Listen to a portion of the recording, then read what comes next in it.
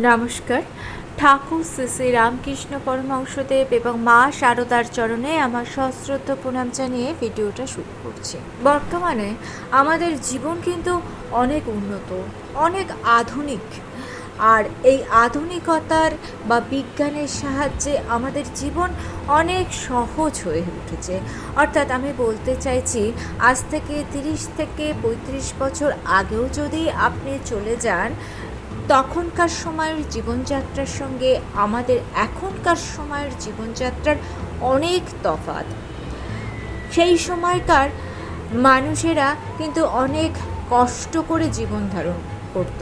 অর্থাৎ ধরুন, আমাদের মা বাবা যারা, তাদের সময়কার জীবনটা কিন্তু আমাদের মতো এত সহজ সরল ছিল না।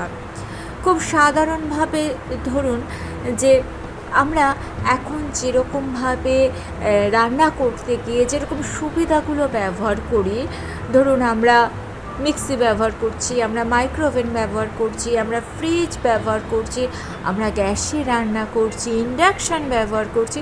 অর্থাৎ বিজ্ঞান আমাদের জীবনকে অনেক সহজ করে তুলেছে, পরিশ্রম কমিয়ে দিয়েছে সব ক্ষেত্রে। তা সত্ত্বেও আমাদের মন কিন্তু অশান্ত, আর অশান্ত মনে কখনোই শান্তি আসা সম্ভব নয়। তাই আমরা অনেক কিছু পাচ্ছি, অনেক সুবিধা পাচ্ছি, তা সত্ত্বেও আমাদের মনে এখন শান্তির ভীষণ অভাব। সব কিছু থাকা সত্ত্বেও শান্তি খুঁজতে আমরা এধার ওধার ঘুরে বেড়াই। মাঝে মাঝে সব কিছু থেকেও আমরা দেখবেন বলি ভালো লাগছে না। এই ভালো লাগছে না, এটা আমাদের সব থেকে বড় একটা অসুখ হয়ে দাঁড়িয়েছে। আজকে ঠাকুর এবং মায়ের উপদেশকে অবলম্বন করে এই ভিডিওতে আলোচনা করব যে কিভাবে খুব সহজে মনকে শান্ত করতে পারবেন, দুঃখের মধ্যেও কিভাবে মনকে শান্ত রাখতে পারবেন, কিভাবে মনে শান্তি পাবেন। তাহলে চলুন ভিডিওটা শুরু করি। অনুরোধ করব ভিডিওটা সম্পূর্ণ দেখার, কারণ ভিডিও শেষে এমন কিছু কথা বলবো যে কথাগুলো হয়তো আপনার জীবনের ভাবনা চিন্তা, জীবনের ধরনটাকে পাল্টে দিতে পারে। মা শারদা বলছেন, মনই সব। মন যদি শুদ্ধ হয় তাহলে সব কিছু শুদ্ধ। আমরা অনেক কিছু সারাদিন ধরে পরিষ্কার করি, জামা কাপড়, ঘর বাড়ি, কিন্তু মনের মধ্যে যদি জটিলতা, কুটিলতা, হিংসা, রাগ এগুলো আমরা পুষে রাখি, তাহলে মন কখনো শুদ্ধ হতে পারে না।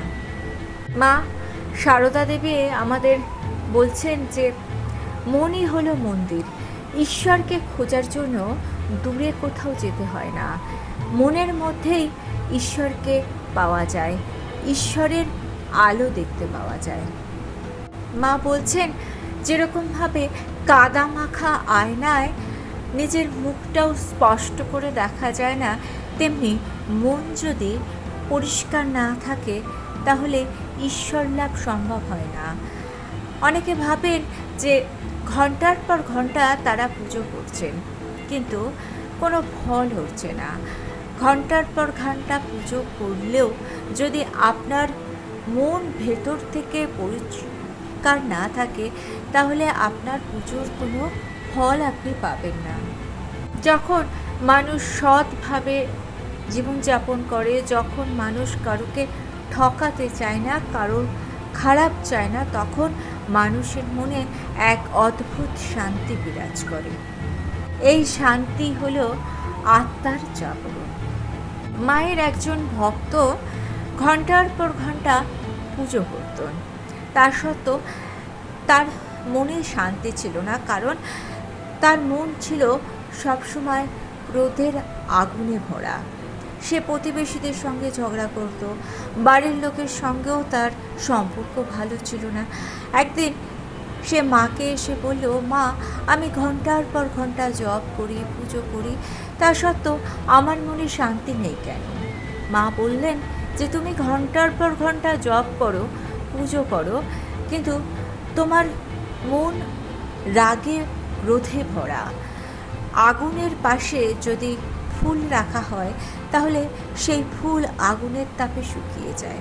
মনের মধ্যেও যদি রাগ থাকে, সেই রাগের আগুনে ভক্তি কখনো প্রকাশ পায় না। রাগের আগুনের তাপে ভক্তি ঈশ্বরের কাছে গিয়ে পৌঁছয় না। সেই ভক্ত তখন মাকে প্রশ্ন করেছিলেন, মা আমি তাহলে এখন কি করব? মা বলেছিলেন, তুমি নিজেকে একটু সংযত করো। অন্যের দোষ দেখার আগে নিজেকে দেখো, তাহলে দেখবে তোমার রাগ ধীরে ধীরে কমে যাবে। সেই ভক্ত মায়ের কথা শুনে নিজেকে সংযত করেছিল। কিছুদিন পর, 3 থেকে 4 মাস পর মায়ের কাছে এসে সেই ভক্ত বলেছিল, মা আমি এখন অনেক পরিবর্তিত হয়ে গিয়েছি, আমার জীবনে অনেক পরিবর্তন এসেছে, আমার আর এখন কথায় কথায় রাগ হয় না, আমার মন শান্ত হয়ে গিয়েছে।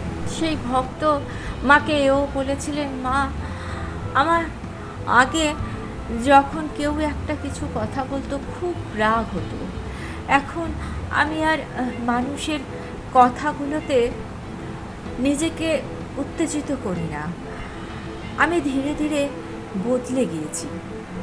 সেই ভক্ত মাকে বলেছিল, মা আমি এতদিন বুঝতে পারিনি, এখন আমি অনুভব করতে পারছি যে পুজো বাইরে কোথাও নয়, পুজো হয় আমাদের মনের ভেতরে। ভগবান বাইরে কোথাও নেই, ভগবান আছেন আমাদের মনের মধ্যে। মা তখন হেসে বলেছিলেন, এইবার তোমার মনের মধ্যে ঈশ্বর সব সময় বাস করবেন। মা বলেছিলেন যে যে মন ঈশ্বরের দিকে যায় সেই মন আর কখনো কোনো দিন নিচের দিকে নামতে পারে না।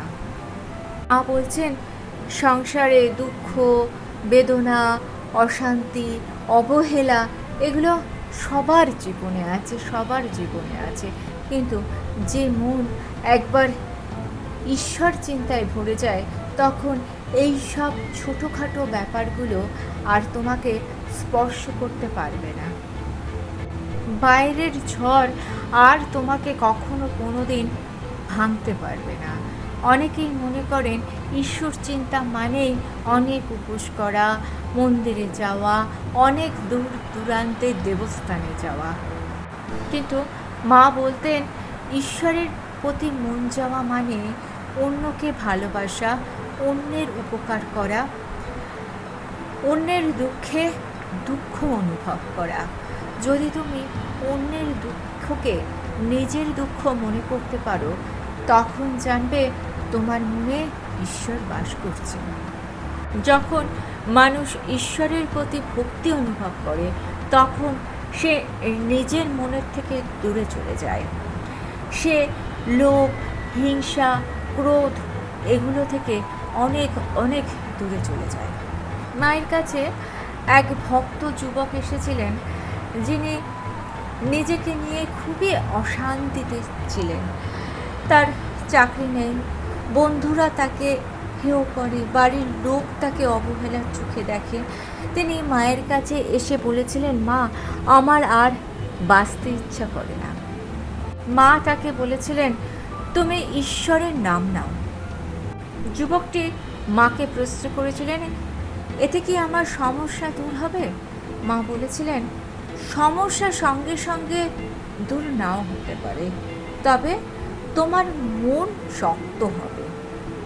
এই কথা শোনার পর থেকে যুবকটি রোজ প্রত্যেক দিন কিছুটা সময় জপ করতে লাগলো। কিছুদিন জপ করার পর তার মনের অনেক পরিবর্তন হলো। সে তখন আর খুব ছোট ছোট ব্যাপারে অশান্ত হয়ে পড়তো না। ছোট ছোট অবহেলাগুলো তার মনকে আর ভেঙে দিত না। যুবকটি আরও 1 মাস পরে মার কাছে এলো। মার কাছে এসে বলল, মা আমার সমস্যা আছে ঠিকই, কিন্তু আমি এখন আর আগের মতো অসহায় বোধ করি না। মা বললেন, তোমার মন ধীরে ধীরে এখন উপরের দিকে উঠতে শুরু করেছে। মা সবসময় বলতেন, অন্যের দোষ দেখো না, অন্যের দোষ না দেখে নিজের দিকে তাকাও, অন্যের দোষ দেখলে নিজের মন অন্ধকার হয়ে যায়। আমরা দিনের বেশিরভাগ সময় কে কি বললো, কে কি করলো, কে আমায় খারাপ বললো, কেন বললো, এটা নিয়েই ভাবতে থাকি, কিন্তু নিজের রাগ অহংকার এগুলো নিয়ে কখনো আমরা ভাবি না। মা বলেছেন, অন্যের ভুল দেখতে দেখতে নিজের মন ছোট হয়ে যায়। যে নিজেকে দেখে সেই সত্যিকারের বড় মানুষ হয়ে ওঠে। মায়ের এক মহিলা ভক্ত ছিল, যিনি সবসময় ভীষণ সমালোচনা করতেন। এমনকি মায়ের কাছে এসেও অন্যের দোষগুলো তিনি বলতেন। কে ঠিকমতো পুজো করে না, এরকম ধরনের নানান রকম সমালোচনা তিনি করতেন। একদিন মা তাকে বললেন, তুমি যদি সবসময় অন্যের ঘর পরিষ্কার করো, অন্যের ঘর ছাড় দাও, তাহলে নিজের ঘরটা কখন পরিষ্কার করবে? মহিলা এই কথার মর্ম বুঝতে পেরেছিলেন না। তারপর মা বললেন, অন্যের দোষ দেখতে দেখতে নিজের মনটাই ছোট হয়ে যায়। তখন সেই মহিলা ভক্ত মায়ের কথার অর্থ বুঝতে পেরেছিলেন। সেই মহিলা ভক্ত বুঝতে পেরেছিলেন, এতদিন তিনি নিজের উন্নতির কথা কিছুই ভাবেননি, শুধু অন্যকে নিয়েই ব্যস্ত ছিলেন। মায়ের উপদেশ শোনার পর থেকে তিনি তার অভ্যাসটাকে চেঞ্জ করতে শুরু করলেন। তিনি নিজের কথা ভাবতে শুরু করলেন।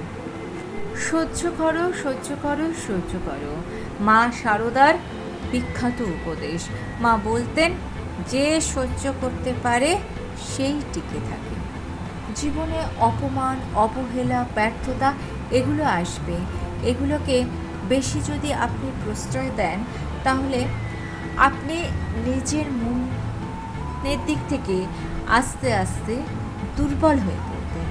মা নিজেও জীবনে অনেক অপমান, অবহেলা সহ্য করেছিলেন, কিন্তু এগুলোকে তিনি অতটা গুরুত্ব দেননি। তিনি বলতেন যে সহ্য করলে নিজের আত্মার উন্নতি হয়। সহ্য করা কোনো দুর্বলতা নয়। সহ্য করা মানে নিজের রাগ, আবেগ, অভিমান এগুলোকে নিয়ন্ত্রণ করা। এগুলোকে তখনই আপনি নিয়ন্ত্রণ করতে পারবেন যখন আপনার মন শক্ত হবে। একজন গৃহবধূ খুব অশান্তিতে ছিলেন। তার শাশুড়ি তাকে নানান রকম কটু কথা বলতো, স্বামীও তাকে নানান রকম কটু কথা বলতো। একদিন তিনি মা শারদার কাছে এলেন।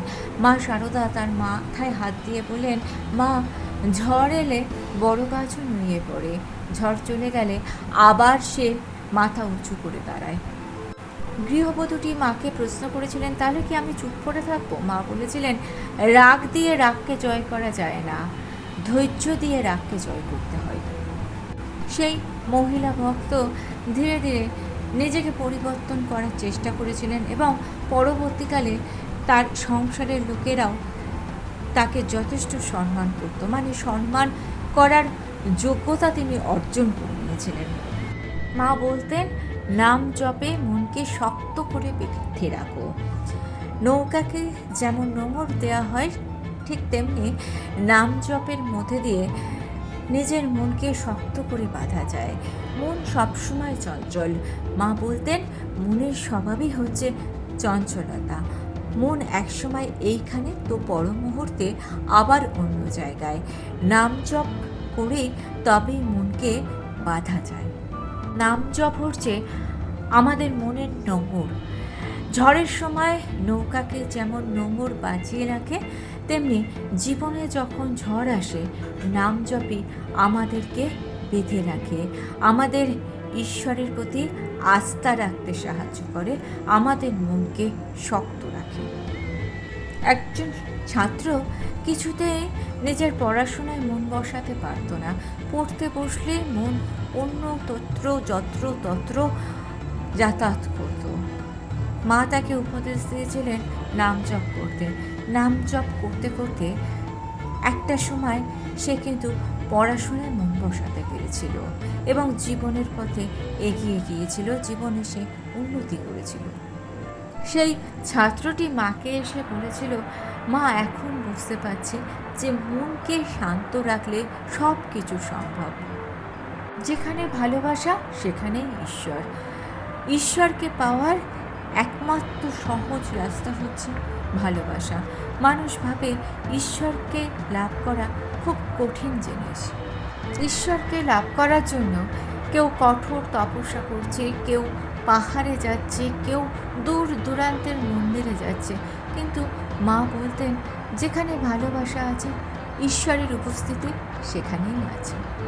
ভালোবাসা মানে শুধুমাত্র মুখের ভাষা নয়, ভালোবাসা মানে কাউকে ছোট করা নয়, ভালোবাসা মানে অন্যের দুঃখকে অনুভব করা, ভালোবাসা মানে নিঃস্বার্থভাবে অন্যকে সাহায্য করা। যে হৃদয়ে ভালোবাসা আছে সেই হৃদয়ে ঈশ্বরের অধিষ্ঠান। মা বলেছেন যে জীবজগতে প্রত্যেকটা প্রাণীর মধ্যে ঈশ্বর আছে। আপনার মনে যদি অসহায় মানুষের প্রতি ভালোবাসা থাকে, আপনার মনে যদি অবলা পশু পাখি প্রাণীর জন্য ভালোবাসা থাকে, তাহলে জানবেন আপনার মনে স্বয়ং ঈশ্বর বাস করছেন। আজকালকার মানুষ বড় স্বার্থপর হয়ে যাচ্ছে, সে শুধু নিজের কথাই ভাবে, কিন্তু মা শিখিয়েছেন যে মানুষ অন্যকে ভালোবাসতে পারে সেই মানুষই ঈশ্বরকে ভালোবাসতে পারে। ঈশ্বর তার ডাকেই সাড়া দেন।